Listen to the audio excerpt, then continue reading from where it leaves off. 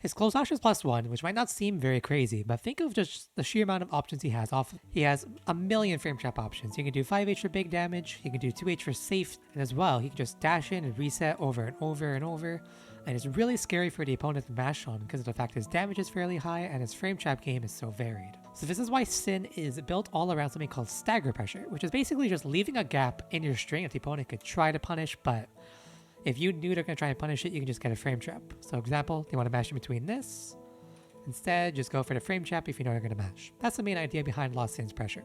One of the reasons that Sin's stagger pressure is so good is that a lot of his normals still reach even like from far ranges.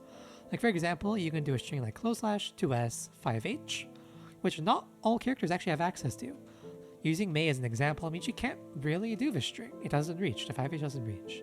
So the opponent has to guess over and over if Sin is really going to keep going. After close slash you have to guess if it's their turn to attack, after 2S you have to guess, after 5H you have to guess, after Beak Driver they have to guess, and even after Beak Driver follow-up they have to guess. It's an endless guessing game for the opponent.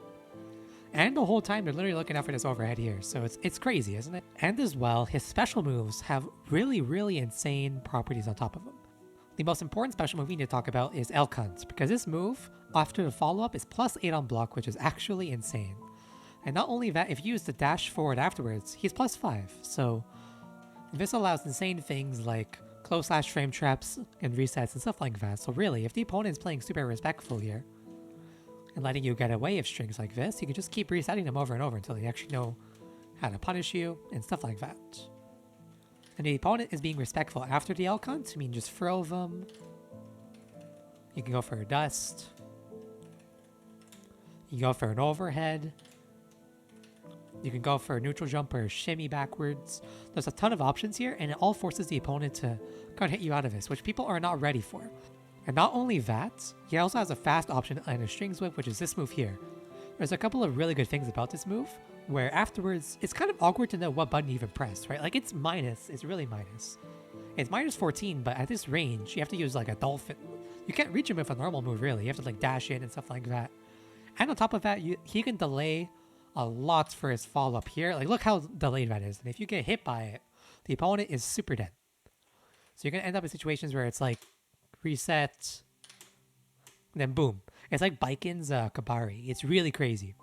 And afterwards, the even crazier thing about it, if it's follow-up here, after the follow-up, you can almost always beat whatever it is the opponent's trying to do to attack back. Like, you know, they're trying to do far slash here, you can just XP right through it. If they're trying to do a 2S, you can just jump over it. If they're trying to use a jab, you can just use whatever you want, really. Like, just go under it with a 2K or sweep to poke again or something. Or you can be an actual evil mastermind, just like DP here. Or for an even eviler option, just go for Ride the Lightning here, and it's really horrible and mean. Don't do this one.